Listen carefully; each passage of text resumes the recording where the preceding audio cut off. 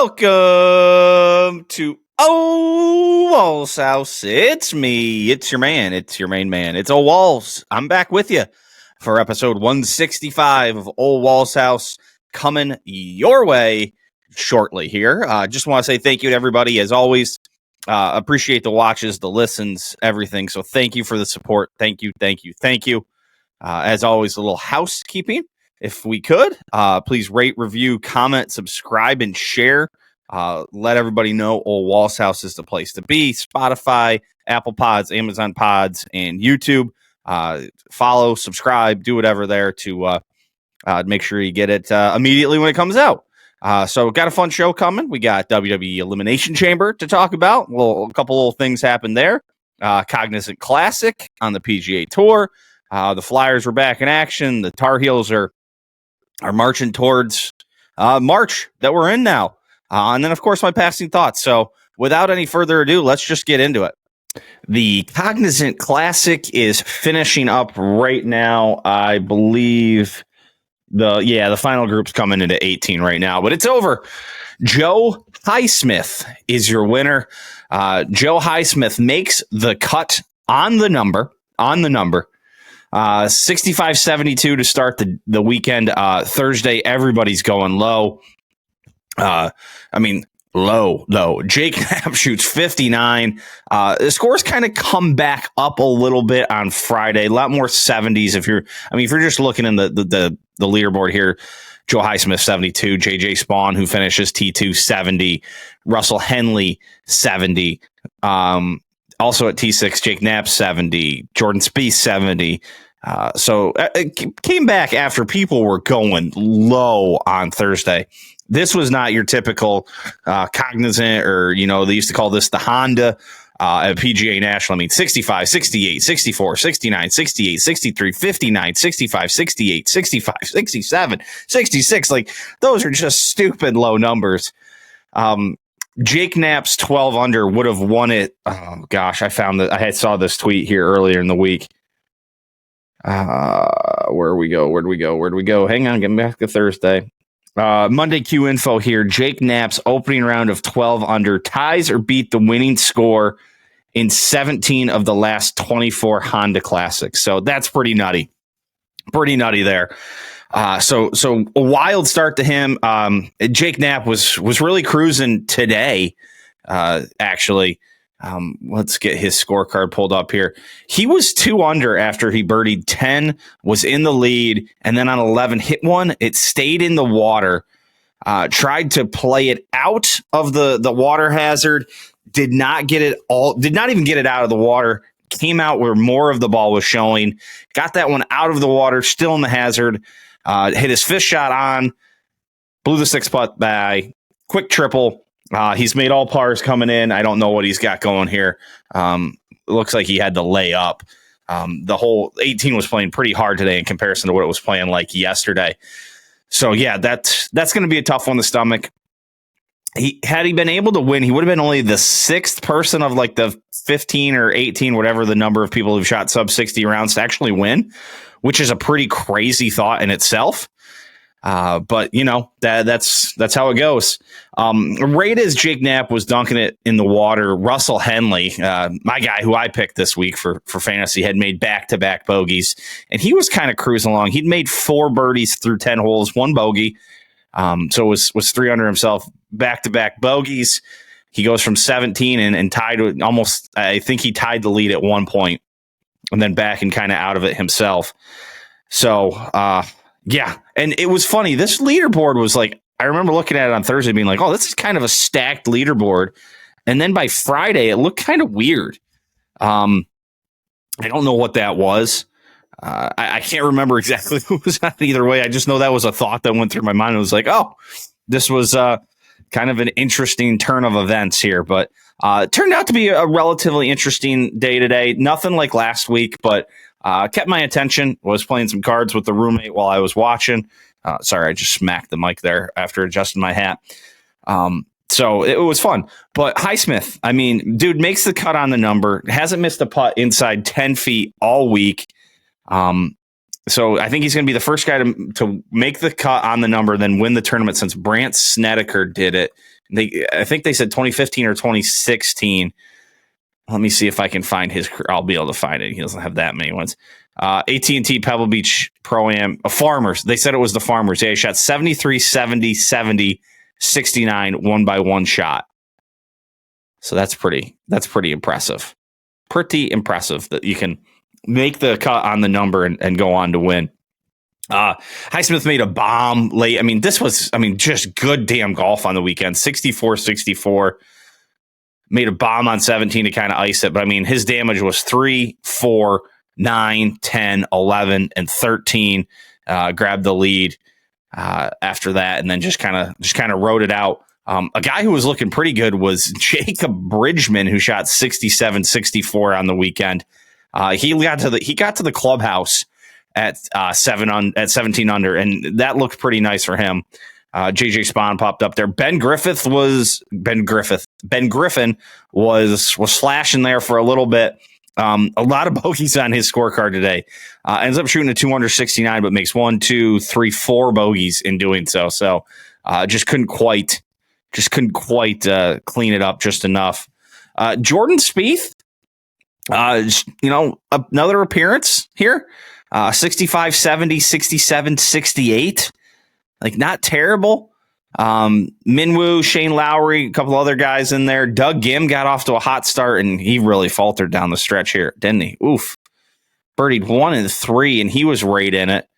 Then bogeys 4, 11, 15, and 16. Good gracious, Mr. Douglas. He had gotten, so right before that, so we've at 13, 12. He was right up to 15 after the first couple holes and then kind of went flying backwards. Fun story for the week. Luke Clanton. Luke Clanton needed to make the cut to get the final point for to get out with the PGA Tour University directly to the PGA Tour. That upgrade, whatever you want to call it, does it. Flashes around a little bit both Saturday and Sunday, like he's going to hang around here. After a bad double bogey early, makes a couple birdies, ends up shooting an under par round on Saturday. And then Sunday he was really knocking down the door early. Starts off his round, birdie, bogey, eagle, birdie on the first 4 holes. Ends up making the turn at 4 under, makes another birdie on the 10th hole. Before just kind of giving some back coming in. He'd gotten up to 15, but a young kid, he's coming to the PGA Tour now. He's earned that advancement through the PGA Tour University, which kind of leads me to something. I was saying last week, hey, maybe I'm more of a golf sicko than I think I am. And my wife laughed at me. She goes, maybe you are. She goes, you're ridiculous. Of course you are. So I'm not the upper level golf sicko, but I'm pretty close. And I have no fucking clue at how Luke Clanton earned points to get to the PGA Tour University to get the automatic advancement to the PGA Tour. I've got no clue. I wouldn't have known going in to the week, and had they not said anything, I wouldn't have known during the week. I knew when they started saying, hey, he gets this, and I understand what PGA Tour University is. It's a way for college kids to go directly from college to the PGA Tour if they hit enough benchmarks and earn enough points. I just don't know how they earn the points and what they do. And I'm a guy who watches, most weeks I'm going to catch a little bit of every round. Thursday, I'll probably throw it on at the tail end of the day, or if I'm, sitting in the office at work and I got something I'm just kind of getting through, have it on for background noise. Same thing Saturday and Sunday. It's at least going to be on. So I've got on the golf probably 4 days a week. I throw Golf Channel on throughout the week periodically. I watch TGL a little bit here and there. I listen to 2 golf podcasts pretty consistently. I read things, I read Golf Digest. I still actually get a physical copy of Golf Digest that I will read occasionally. I have no idea. The PGA Tour is really bad at explaining the pathway, what earns the points, and I'm going to go and look it up. Now, I didn't want to do it before I did this because I didn't want to have it and be oh, I actually would have known that. But maybe I do know some of the things, but the fact that I can't articulate them, I think is a miss by the PGA Tour, that they haven't made this more of a big deal. And they finally made it a big deal in Luke Clanton. But like, I feel like that's got to be something like, hey, and I know they flash like, hey, PGA Tour University flashes on the screen after they show a scoreboard for like 2 seconds. They're like, hey, check out PGA Tour University. And then they just go away. Feels like a miss. Feels like something they could build up your stars a little bit, understand who these people are, give us an attachment to them before they get on the PGA Tour, make us follow, even if they get to the Corn Ferry Tour, like want us to follow them. Where this is going to come in the podcast, I'm going to talk about Neil Shipley and how I really enjoyed him in Full Swing. I am going to go and look up Neil Shipley, see what he's doing on the Corn Ferry Tour, and kind of track him now because I've created some fandom out of that. Like, give us that with the PGA Tour University, so when these guys come on the tour, like there's a built-in fandom. Like, I'm a fan of Luke Clanton now, and I may have been earlier. Like, the dude it's fun to watch. So I don't know. Feels like a miss. PGA Tour, I think we're at Arnold's place next week, if I'm not mistaken. Let me double check. I think I was seeing some stuff. Yep, Puerto Rico Open and Arnold Palmer Invitational at Bay Hill. So we got a fun 2 weeks of golf coming. To say what you will about the golf course at the Arnold Palmer, we're getting the best of the best there. Place that challenges them can be interesting at times, can other times not be. But I think for the most part, you get a good tournament most years than not. And then the Players is awesome. We've lost a little bit with the Players since the live split, but hopefully we get a good showing there out of the Players.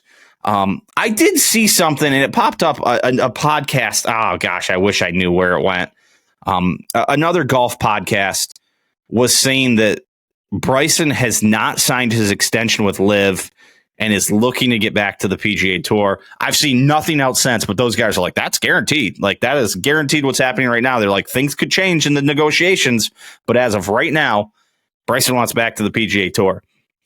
That would be a wild thing. I know there's a lot of, thought that a lot of the Live contracts are up after this year, so it'll be interesting to see what Live does. Who knows what's going on in the negotiations? I've seen stuff that it's going well, and then now all of a sudden, Yasir still wants Live to be its own thing, and the PGA Tour guys are like, it can't be like when we get back together, that's over. Like, we'll give you the investment. And so it's like, if this is all just about Yasir getting a fucking membership at Augusta, someone just fucking give it to him and end this shit. So we'll see. So a couple fun weeks of golf coming up. So we'll be looking forward to that. Let's keep this thing rolling here. WWE Elimination Chamber. It happened after years and years of people kind of asking for it, maybe even wanting it. John Cena has turned heel. The leader of C Nation, Mr. Make-A-Wish himself, last night turns heel. I didn't see it coming. It was great. It was a fun show. Elimination Chamber was fun. Women's Chamber wasn't bad. The Kevin Owens and Sami Zayn match was good. I was like making dinner while the other ladies match was going on, and then the men's chamber was good. But it all, obviously pales in comparison to what happened at the end of the show. The Rock came out. He'd given Cody an ultimatum. Cody tells him, Rock, go fuck yourself. No bleeps, no edits, nothing. Just letting it fly. And then Cena does the unthinkable. Cena turns heel. A little kick right to the dick of Cody. I at no point did I think in this final Cena run that he was going to go heel. I thought that ship had passed. I thought he's way too ingrained in the Make-A-Wish stuff. Like, there's just no way. Like, there's no way this is going to happen. And sure as shit, it happens. And there's Cena, posing at the end of the show. There was a really fucking sweet picture with Cena posing with the title. Rock's back in one corner, and Travis Scott, who is there for what purpose? I have no idea. There's a really great tweet from Jared. Jared Carabas, used to be the Barstool guy. Now he's got a different baseball pod, but he's a huge wrestling fan. And he tweeted, wrestling fans are going to look back on this moment 20 years from now and be like, yeah, that was awesome. Why the fuck was Travis Scott there? There are no reasons, I don't think. I mean, it was cool when they like switched in like Travis Scott's music with The Rock's music when he came out. But like, I have no idea what the purpose of him being there was. Maybe we find out more Monday night on Raw. Tomorrow night, I'm recording this Sunday. Who knows? But it was wild. I mean, there are things I'm going to remember watching wrestling every, forever.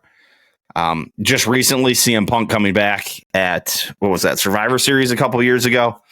I just kind of randomly decided to watch that Survivor Series, and glad I did. Luckily, Elimination Chamber here is right in the middle of, WrestleMania season, so I was going to be watching that no matter what. But like this, what else? Stone Cold's coming back at WrestleMania, watching that. The Rock returning a couple of years ago.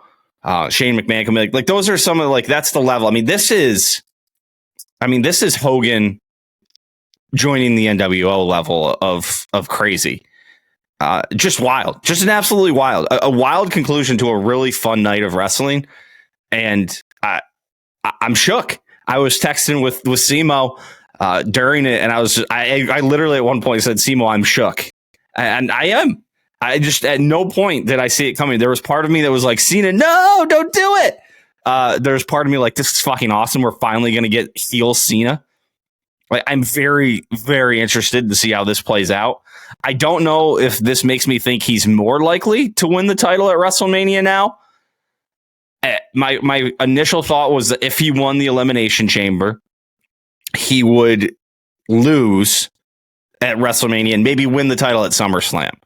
Or maybe even win the title in his last pay-per-view and, kind of go out as the champ and be like, that's it. I've done it. 17. I'm on top of the mountain. There's nothing else. This was the retirement tour. I'm out. I have no idea. I am excited to watch Monday Night Raw. I cannot wait. Yeah, I mean, just there's always the moment when you realize something's about to happen watching wrestling. And the moment he goes in for the hug with Cody, and then the face, they zoomed in on his face, and his face just went like just deadpan, and then it cut back to The Rock, and you're like, oh my God, they're gonna do it. And then The Rock does the throat thing that he does very oddly. He like really gets it, and he's got the two fingers, and but yeah, it was wild. It was absolutely wild. It was. I was speechless last night. I don't have a whole lot of speeches to come up with here before. But yeah, let's just go back to the start. Those loser Canadians booed our anthem again. McAfee called them out. I like that. Like I said, women's match was good. The women's chamber was good. What's her face? Oh gosh. Came back and attacked. Thought she was coming back to attack Liv and attack Naomi. What's her name? Gosh, I'm gonna have to Google who attacked Naomi. Jade Cargill. Shows back up at the start of the women's chamber, beats the shit out of Naomi. Bianca Belair goes on to win that. I didn't watch again. I was making dinner during the Trish Stratus and Nia Jax and everybody else match. So I saw a couple of things that Tiffany Stratton, she did a really cool. She like popped herself up to the top rope from like the middle rope to do a backflip. To do a moonsault. That was pretty good. That's about all I saw of that match. The Kevin Owens and Sami Zayn match, I will tell you, I was on the record as not excited for that match coming in. I thought we'd seen plenty of those two over the years. And match started slow, but finished pretty damn strong. Just beating the ever-loving Christ out of each other. We get a steel chair with barbed wire. We get Randy Orton coming back. We almost got a Randy Orton punt. If we had gotten a Randy Orton punt and a John Cena heel turn in the same night, oh, gosh, would have been awesome. But that match was fun. Randy Orton RKOs everybody. Then we get the men's chamber. Men's chamber was really good. Logan Paul comes out with the American flag, just healing it up. That guy is a good pro wrestler. It's sick. I don't really like him, but as a pro wrestler, he's impressive. It did some nice things. Drew gets a little, carried away. We get Seth Rollins gets too caught up in his stuff with CM Punk, maybe cost himself the match. We get an awesome, like, when it goes down to 3, we get like an awesome, it's Rollins, Cena, and Punk left. They kind of got Rollins out of the match. We have like an awesome little mini match between Cena and CM Punk. That was great. Obviously, then Rollins, after being eliminated, hits CM Punk with the stomp on the outside to allow Cena to put CM Punk in the STF, and CM Punk passes out. And that was a moment, and maybe it's a little foreshadowing, but as he hit that, it's like, oh, good guy Cena. Is good guy Cena going to take advantage of CM Punk here and, go for the pin right away or go for the submission? I was like almost thinking like, oh, he might just like pick him up and be like, no, that's not how we do it. I'm John Cena. You can't see me. But he goes in and gets the finish. So very fun event. And then again, it's culminated in the Cena heel turn. I mean, that's something we're going to talk about forever. And Travis Scott's going to be out there, and we're going to be wondering forever, what in the God's name was Travis Scott doing out there? We may never know. Maybe we'll know more on Raw. Maybe he's going to stick around and just hang out with The Rock forever for like the next like 4 weeks, whatever it is, till I think WrestleMania is in like late April this year. They've moved the timeline of it around so they could get Royal Rumble off the Conference Championship weekend and get WrestleMania, I think, away from Final Four weekend as well. Now that they've gone to 2 days, so I'm excited. I'm excited to be a WWE fan again. Like I have been for the last couple of years. Like it's fun. They're doing good stuff. Like their shows are, for the most part, really good, and I'm super excited to see what we get going forward with heel Cena. Super excited. Got to come back quickly to WWE. I forgot to say this. This part just made me laugh so much watching it. And I noticed this a little bit at Rumble. Cena does this thing now where he kind of just stands around and stares at people and just kind of like talks and like pumps the crowd up. And he did it multiple times in the chamber last night. And I find it fucking hilarious. And I hope it's still, I don't know if it'll keep going, but like there was this couple really funny moments, and it happened in the Royal Rumble too, where he kind of gets in the ring and just stands around, like stares, looks around, like all happy and big eyed, and then doesn't really do anything, or like just comes and like gets clocked, maybe throws out a move or two and just gets taken out of the ring. So I really enjoyed that as well. Hopefully we keep that a little bit with heel Cena. So, okay, now we're moving on. Let's talk some hockey and some basketball, college basketball. It is March now. Let's start with the hockey real quick. The Flyers, man, just they absolutely beat the shit out of the Penguins on Tuesday. Then on Thursday, it's looking great. Big Meech has scored 2 goals. It's 3-1. And then all of a sudden it starts going bad. It starts going real bad, man. Like let's swing over there and just terrible. Just terrible. They're up 3-1. They're actually up 3-0. Then they get up 4-2 before giving up another. They give up 4 goals, or 3 goals in the third, another in the fourth late, or early in the third, rather. They give up one late in the second and then early in the third, and then eventually get taken down in overtime. But I mean, it's 3-0. It's 3-1. It's 4-2. Like I said, Big Meech is doing things out there for us. And they give it up. They just give it up. And lose in overtime. And it's like, the season feels like it's lost, but it's not. Because it's not. Because the Flyers are only 4 points. Only 4 points back of the Red Wings for the final wildcard spot. Granted, they've played 1 extra game. And there are a bunch of teams in between them that some of them have played 2 less games than the Flyers, but it's not impossible. Like that's the worst thing, is that game would have gone a long way. That would have been 64 points. They would have been only 2 points back. Or sorry, they would have gotten 1 point out. They have 63 points. They still got 1 point because of the overtime.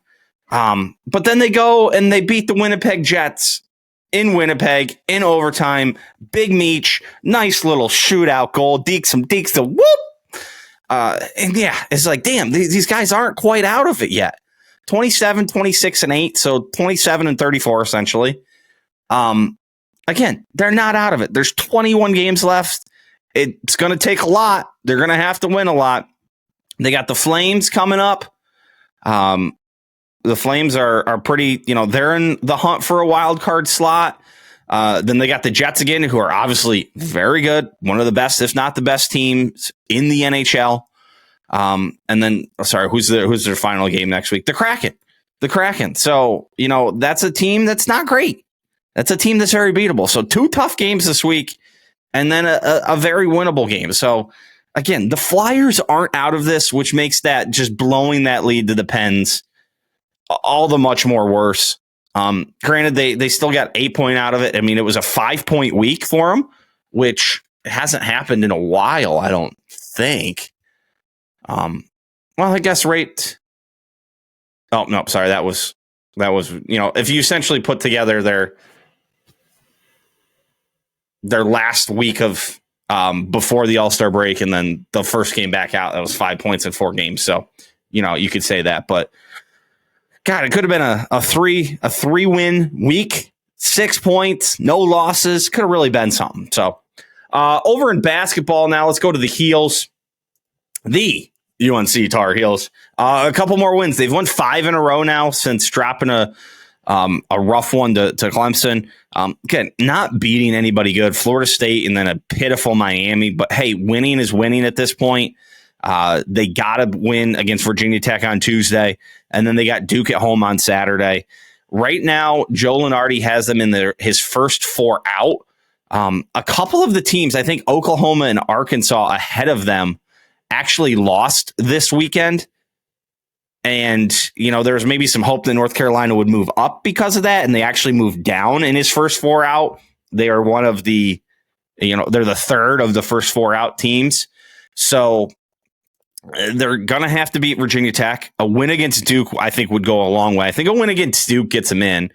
Right now, they're the 6th seed, or in 6th place in the ACC, so they get 1 bye. They would play the winner of the 11 and 14 game. That keeps them away from Duke as the 6th seed, so who knows where this all breaks out. Let me see if I can pull up an ACC tournament bracket for right now. See if they put people in. Let's see. Where do things stand? Bracket. They weren't actually going to give us a bracket. Okay. No, they're just going to list them in game form, which is kind of a pain in the ass, but we could figure this out. So they get the bye through the first round. So they'd start their first game would be on Wednesday against winner of game 3, which is Virginia and Cal. Both those teams stink. Then they would go on, if they were to win that game, they would go on to face Clemson in their current spot right now if they stay the 6th seed. So Clemson's tough. Duke, Clemson, Louisville, and Wake Forest get the double byes.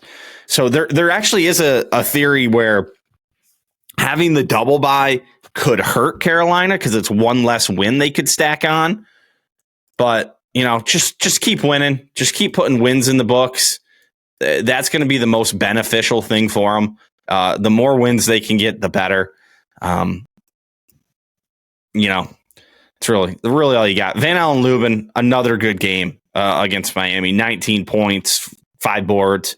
Ian Jackson a little quieter, but hey, didn't need a whole lot out of him. And then if you go back to the Florida State game, again, Van Allen Lubin, 10 points, 7 boards, 20 points out of RJ. Seth Trimble had a nice game. Ian Jackson, only 5 points. So, these last 2 wins, haven't seen much from Ian Jackson. So, it's March. We had some other good games this weekend. I've been, watching a little bit more college basketball lately.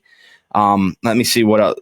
Auburn took it to Kentucky. I had parts of that game on. I was seeing parts of Texas Tech and Kansas. Kansas gave Texas Tech all they wanted. What other one? Alabama, Tennessee. Alabama gets the 5-second call on an inbound, gives Tennessee a chance. They launch one up from deep as time expires to win that game. That game was headed to overtime. Vandy upsets Missouri. Duke just flattens Florida State. Duke is so much better than the rest of the ACC. It's not funny. I think that's all I saw. A couple of good games again. I'm recording Sunday earlier than I usually do. Wisconsin goes to Michigan State at 12:30. Illinois goes to Michigan at 2:45. So a couple nice games there. So I'm excited, baby. March is around the corner. It's not around the corner. I'm an idiot. It's here. March is here. March Madness is just around the corner. We're just about 3 weeks out. We have rivalry week here this week, conference tournaments, and then it's go time. I will be picking every single game of the NCAA tournament as always. Who joins me is anyone's best guess. We'll see if Bucky and Solano want to reunite the squad. Maybe we'll dig deep, see if Place is back into it. We got Daddy. We'll see who's out there to talk to us. But someone's coming, and we're gonna pick every single game of the NCAA tournament. That is a guarantee. That will always happen. That's an Ole Walls house guarantee for you. All right, that's all I got. Let's keep this thing moving. Time for some passing thoughts. I finished Cobra Kai. I don't remember if I said that. Finished Cobra Kai. The end was good. Johnny Lawrence has to fight, and we get the complete callback to the original Karate Kid movie. Just a great parallel there. Johnny and LaRusso going from enemies to friends, and in the original, Johnny Lawrence says, "You're all right, LaRusso," and then LaRusso says that back to Johnny as he wins the final match. "You're all right, Lawrence." Spoilers! Johnny Lawrence wins. So it was a fitting ending. That the story ended with Johnny Lawrence, because that's what when it came back, when Cobra Kai kind of caught on, that's what it was. It was the Johnny Lawrence story. And God, the first couple seasons of that were fan-fucking-tastic. It's remained pretty solid, but those first couple seasons were perfect. Speaking of first season perfect, I told you, I think last week or a week or two ago, that I was watching House of Cards again. I had watched it when it came out. I never rewatched anything. I just watched the next season as it came out each year, and went back and rewatched season one. Season one is fucking incredible television. Into season two, it's still good. It's not as good. Season one was so good. So good.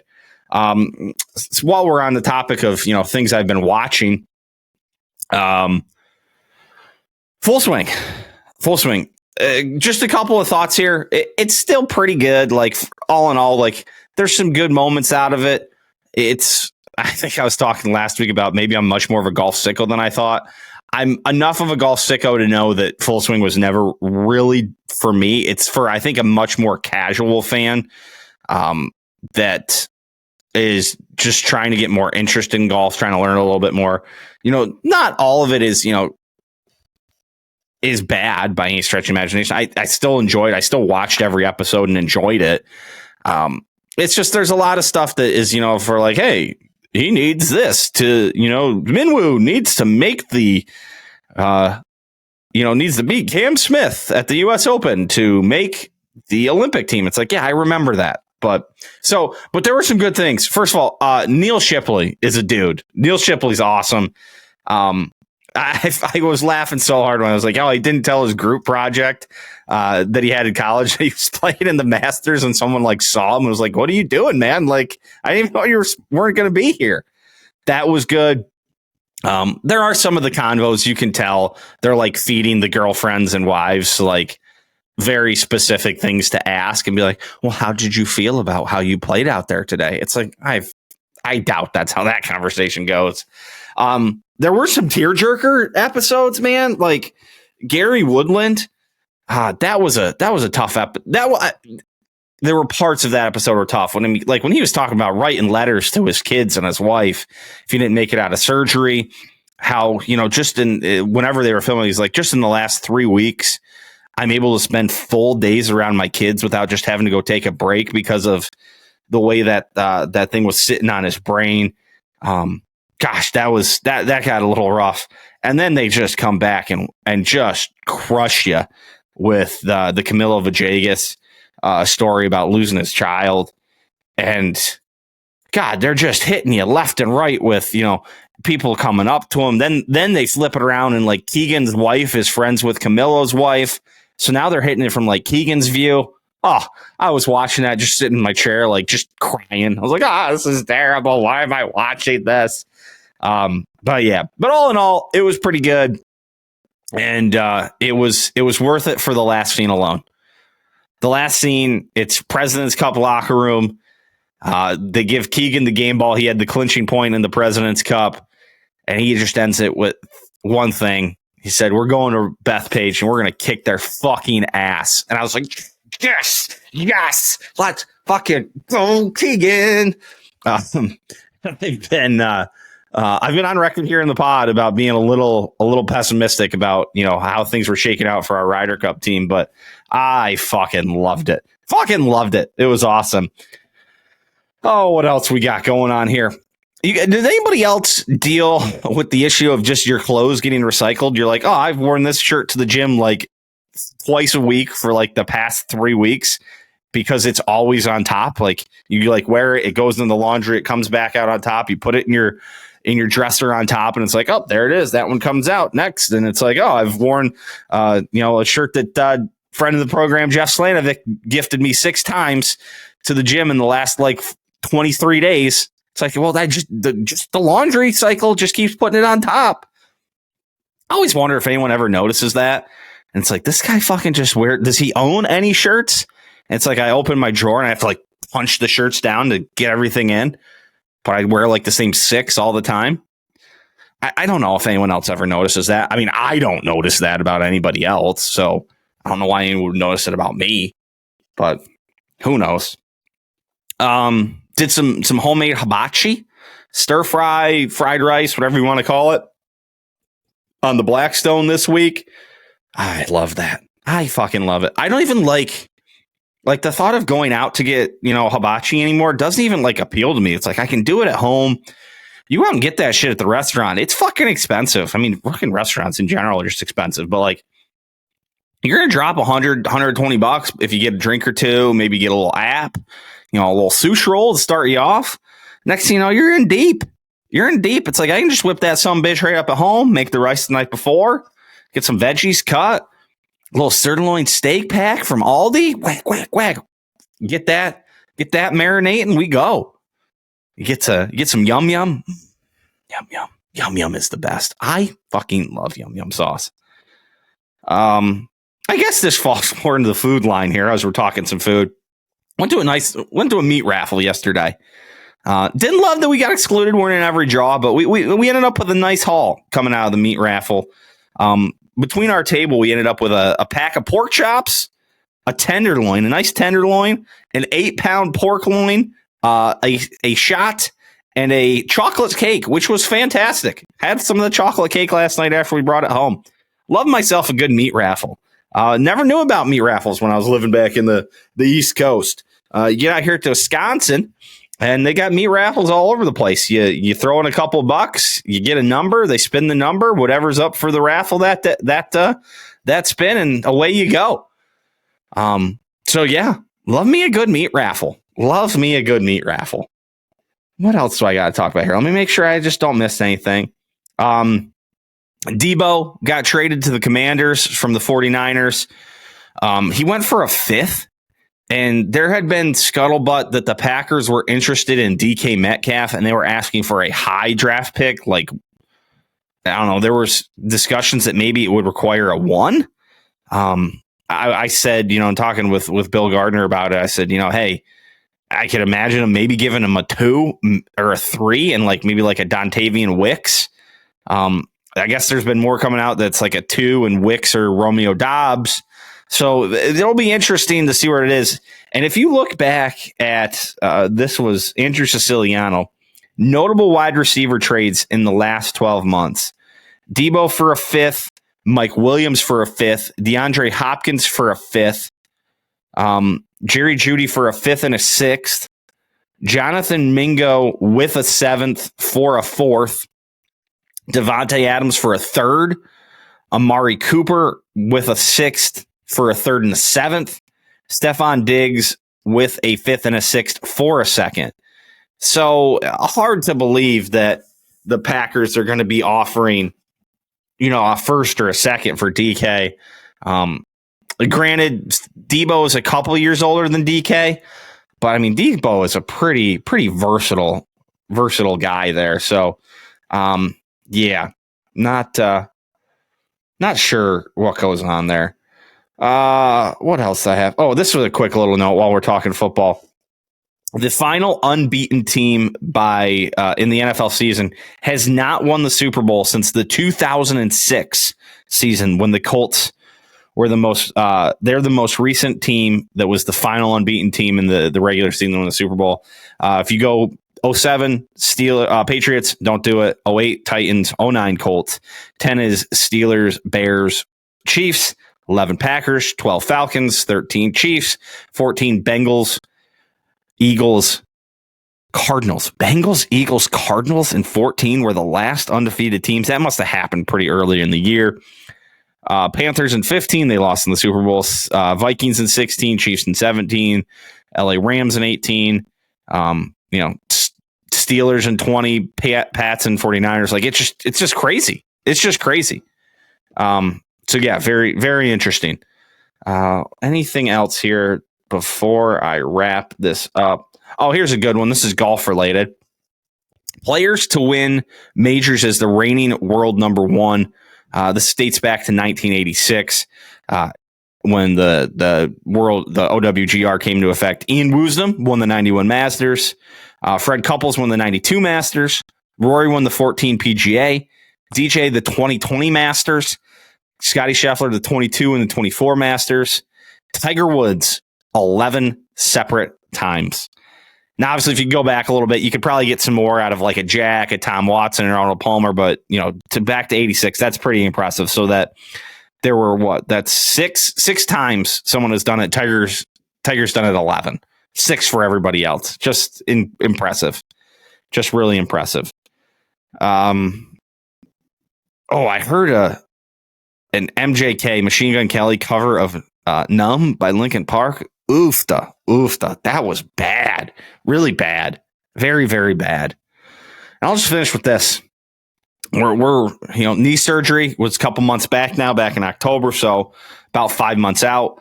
We're at the really got to start lifting more phase. Like the knee is solid, and it's both progress. It makes me feel like such a fucking pussy. Doing single leg extensions at the gym. I was able to do 10 pounds with my left leg, without any assistance from my right leg. Just that leg just shaking away the whole time. So I'll leave you with that positive thought. So let's go wrap this thing up. Closing time, everybody. Just want to say thank you once again to everyone. I appreciate you guys. I appreciate the support. So thank you. Thank you to producer Kevy for helping us get started on the video form here. We'll be back next week. Like I said, Arnold Palmer. We got UNC Duke. We got the finales of college basketball regular season. We'll be looking ahead to conference tournaments. We got more hockey. We got more shenanigans that I'm going to find myself in. God knows what else I'll think to talk about. Oscars happens tonight. Maybe we'll circle back around and follow up on that. Don't know. Not sure exactly, but we will be doing something as always. You may notice in this episode that I might look different in this. I got a ring light was delivered after I had recorded most of the pod, except for the closing time segment and the golf segment. So if it looks a little different, let me know what you think. I think it looks better with the light. I'm going to mess around with it here a little bit more, but out on the road this week, so I want to get this thing recorded and might even go a day early. You might be listening to this a day early. But yeah, let me know what you think. So until next week, peace.